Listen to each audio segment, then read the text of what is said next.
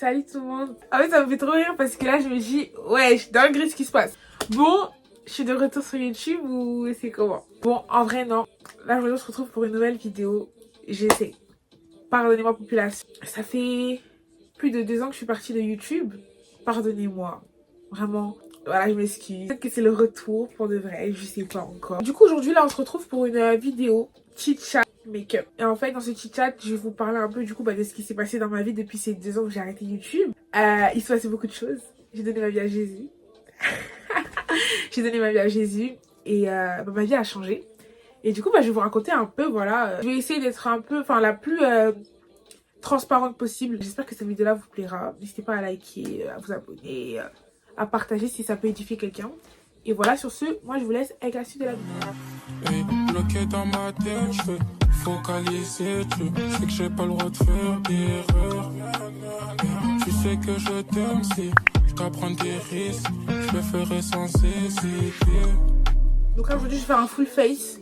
Donc on va parler un peu, je vais raconter un peu ma vie. Ok, alors du coup à la base je voulais préparer quelque chose et tout, genre une petite feuille et tout pour savoir comment je vais tourner ma vidéo. Mais finalement je l'ai pas fait.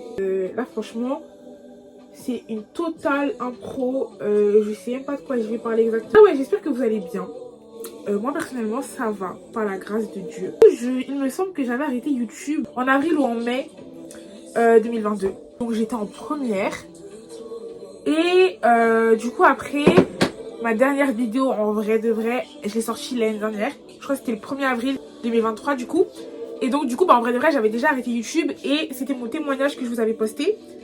Donc comment Jésus m'a sauvé, etc. Ce qu'il a fait dans ma vie. C'est vrai que cette vidéo là elle était un peu inattendue. Après ceux qui me suivaient sur TikTok ils étaient déjà au courant en vrai de vrai. Alors qu'est-ce qui s'est passé pendant ces 2 ans? Autant j'ai donné ma vie à Jésus, donc peut-être 6 mois après avoir arrêté YouTube. Non, j'abuse, même pas 6 mois en vrai. 4 mois après avoir arrêté YouTube, mais à la base ça n'avait rien à voir avec Jésus. J'ai rencontré Jésus en juin 2022. Et après, il m'a sauvé en août 2022 et je lui ai donné ma vie en septembre. Donc en soi, ça n'avait rien à voir avec Jésus. C'est juste que YouTube, c'est vraiment un réseau social qui demande beaucoup de temps, beaucoup d'énergie. Et à ce moment-là, vu que j'étais en dépression, j'avais vraiment pas la tête à ça. Donc j'étais sur les réseaux sociaux et tout, mais en vrai de vrai, c'était vraiment parce que en fait, je cherchais un peu, genre, je sais pas, un endroit et tout pour me réfugier. Je cherchais un endroit et tout, pour être vue et tout, pour que En fait, sur les réseaux sociaux, ce qui est bien, mais ce qui peut être mal aussi, c'est que en fait, sur les réseaux sociaux, tu peux grave te donner l'image que tu veux, mais du coup, le problème avec ça, c'est que des fois, c'est pas forcément toi. Donc en soi, moi, j'étais pas totalement pas moi, genre, sur les réseaux sociaux, mais juste, en fait, c'était grave un endroit où, genre, cherchais à me montrer, genre, cherchais à montrer que, ouais, j'étais là, tu vois. Pour ceux qui comprennent pas trop pourquoi, je vous laisse regarder mon témoignage et tout, j'explique tout là-bas. Ça m'a un peu dérangé de poster mon témoignage parce qu'il y a vraiment toute ma vie. Ça veut dire que n'importe qui tombe sur cette vidéo-là a accès à toute ma vie. De vrai, je me dis c'est pour la gloire de Dieu. Donc en vrai, Dieu, il assurera mes arrières. En vrai, de vrai, les réseaux sociaux, c'était un peu une carapace pour moi, etc. En vue de ma situation, de ma vie, etc., de ce que je traversais. Parce que la dépression, c'est pas des lol, quoi. Et j'aurais pu y rester. Mais vraiment, ce qui m'a sauvée, comme je l'ai dit dans ma vidéo, c'était vraiment Jésus. Si Jésus ne serait pas rentré dans ma vie, à l'heure actuelle, je serais décédée. En vrai, de vrai, durant ces 2 ans, j'ai eu à plusieurs reprises l'occasion d'abandonner, etc. Et il y a même des fois, en fait, où c'était tellement dur, ma vie en crise, que oui, j'ai voulu abandonner. J'avais le Saint-Esprit, certes. Mais ma conscience humaine, en fait, me faisait comprendre que tu peux pas abandonner Jésus, genre. T'as vu tout ce qu'il a fait pour... J'aimerais donner un petit conseil à quelqu'un. Genre, c'est que même quand tu vois que ta vie chrétienne, elle commence à devenir chaude et tout. Ça commence à devenir tendu et tout. N'abandonne pas. Le conseil que je peux te donner, du coup, pour ne pas abandonner, c'est de regarder à ce que Jésus a fait. En fait, quand tu prends conscience que le même Dieu qui a agi auparavant dans ta vie, il est le même hier, aujourd'hui, éternellement, en fait, tu peux pas abandonner. Parce qu'en vrai, tu dis déjà de 1, si j'abandonne, je vais aller où? Ça, c'était vraiment ma phrase. Genre, j'étais en mode... Mais où est-ce que je vais aller? En vrai, je fais la meuf, ouais, j'ai envie d'abandonner, j'en ai marre, mais j'allais aller où? En vrai de vrai. Parce que franchement, j'avais pas d'autre endroit où aller que Jésus. Je sais d'où Jésus m'a prise.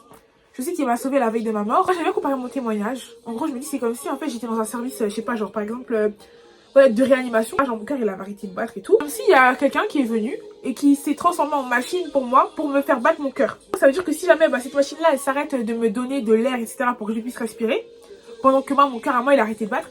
Si jamais la machine elle arrête de donner de l'oxygène à mon cœur en fait, mon cœur il arrête de battre, en fait je suis morte pour de vrai.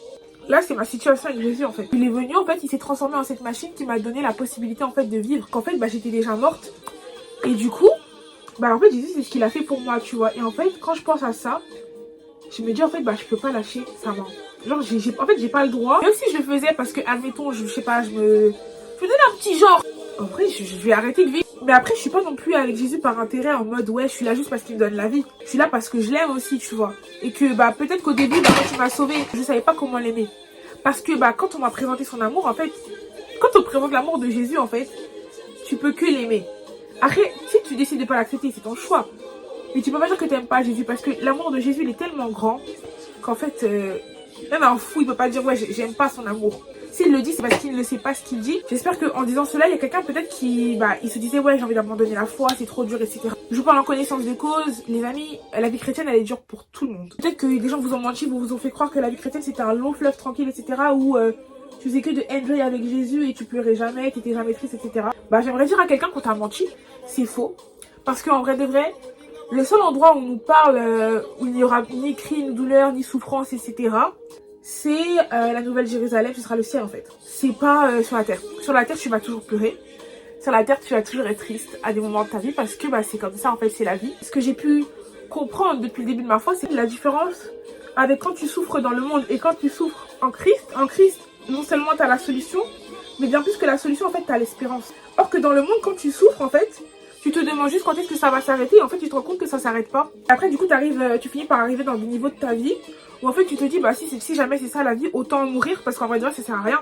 Et vu que tu n'as pas d'espérance, tu n'as pas ces paroles-là qui vont te dire que, en fait, que les souffrances du temps présent ne sont rien comparé à le poids de gloire éternelle à venir. T'as pas des paroles qui vont te dire, tu ne comprends pas maintenant, mais plus tard, tu comprendras. T'as pas des paroles qui vont te dire, Dieu connaît les projets qu'il a formés sur toi, ce sont des projets de paix et d'espérance et non des projets de malheur. Vu qu'en fait, tu n'as pas de parole à laquelle te raccrocher, et ben en fait, tu fais de ta vie, tu fais de ta souffrance, tu fais de ton malheur ton partage.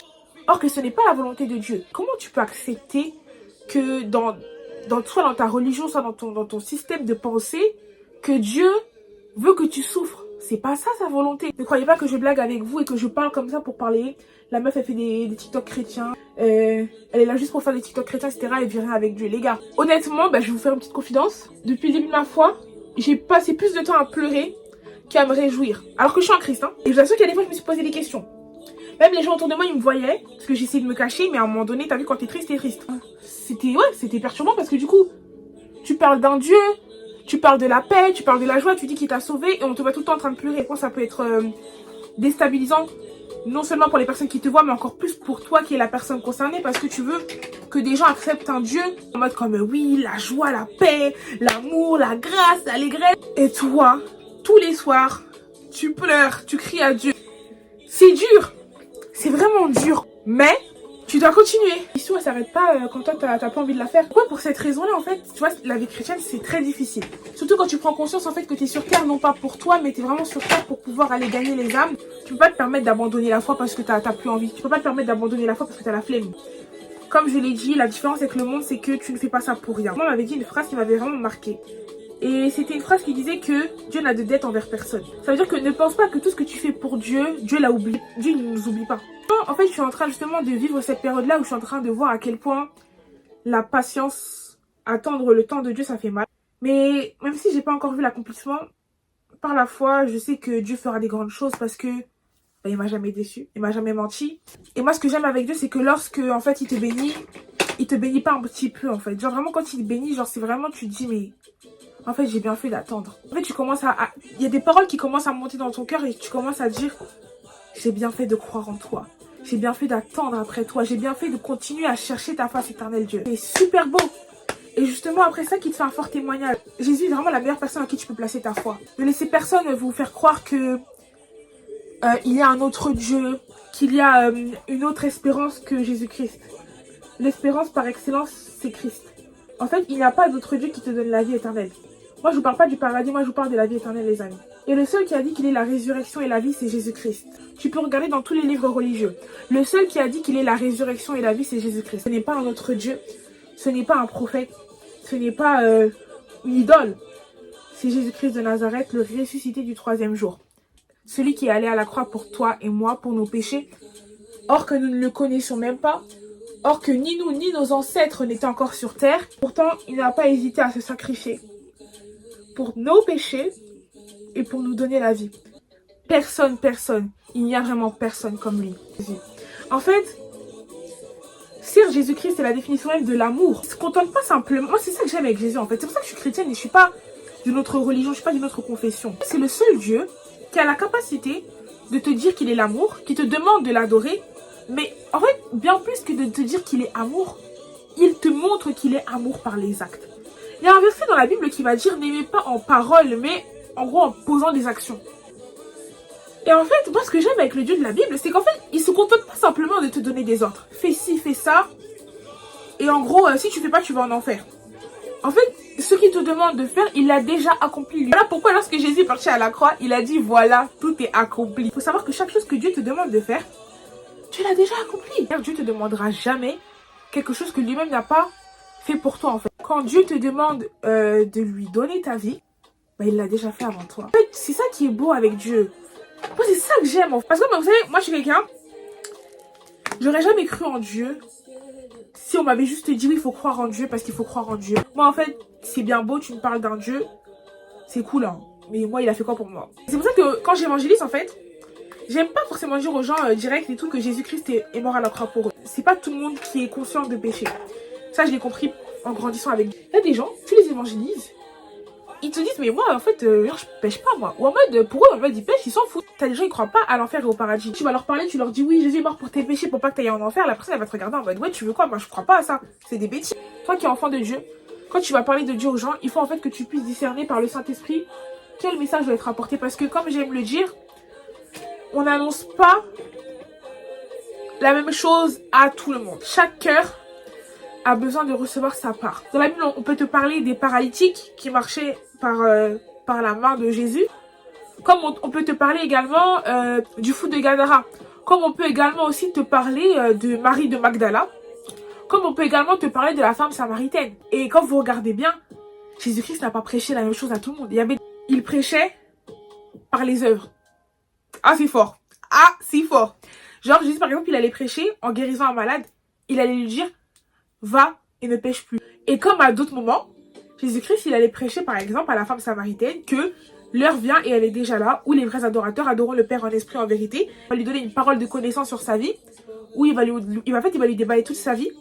Et ça va toucher son cœur. Et la personne, elle va se convertir et elle va aller prêcher l'évangile dans toute la Samarie comme la femme samaritaine. Faut vraiment que, en tant que chrétien, en fait, on soit polyvalent. Je suis un peu éparpillée en vrai de vrai. J'ai pas vraiment fait de débrief. J'ai un peu parlé de Dieu, mais j'ai pas vraiment trop... J'ai été un peu partout. Alors, je vais toucher un peu par rapport à mon contenu maintenant. Pas trop ce que je vais faire. Je pense qu'en vrai de vrai, je vais faire un contenu un peu mixte. De vrai, je pense que vraiment, je vais me laisser conduire par le Saint-Esprit. C'est ce que Dieu attend de moi sur YouTube. Parce que sur TikTok, je sais plus ou moins. YouTube, je sais pas du tout. En fait, bah, vous découvrirez un peu. Mais en vrai de vrai, je pense que je vais faire un peu le même style de vidéo que sur TikTok. Beaucoup plus complet. Je sais qu'il y a une vidéo qui va pas tarder à arriver, c'est ma playlist chrétienne. Parce que, bah, en fait, on me la demande tous les jours sur TikTok. Vraiment. En fait, il y a des trucs vraiment qui reviennent tout le temps sur TikTok. Et comment j'ai arrêté la vie mondaine. Et je sais que depuis, je devais faire une vidéo sur ça sur TikTok. Mais je l'ai pas fait. En fait, c'est pas un format TikTok, c'est plutôt un format YouTube, genre tout ce qui est playlist, les longues vidéos et tout, tu vois. Après, en vrai de vrai, tout ce qui est témoignage, je pense que je pourrais plus le faire sur TikTok. Faut vraiment que je joue avec Dieu. Parce que ça sert à rien de servir Dieu sans Dieu. Tu fais des vidéos, tu fais du contenu, alors que Dieu, ça se trouve, il t'attend même pas ici. Bon là, du coup, les petits loups, je vais finir mon make-up, je vais coller mes faux cils, je ferme mes lèvres, mettre de l'highlighter. Et je reviens vers vous pour la fin de la vidéo, sinon ça va être trop long. C'est la fin de cette première vidéo. De mon retour. Dites-moi ce que vous en avez pensé. Dites-moi aussi si vous voulez un tuto make-up. Parce que là du coup j'ai fait un petit make-up. Mais tu vois c'était un petit chat make-up. Donc j'ai pas vraiment eu l'occasion de montrer les produits. Je me suis juste maquillée en même temps que je parlais. Pour pas faire la meuf boring. Genre qui fait que de raconter sa vie. J'espère également que cette vidéo là aura pu édifier quelqu'un par la grâce de Dieu. Et moi sur ce je vous retiens pas plus longtemps. Je vous fais de gros bisous. Soyez bénis. Jésus vous aime.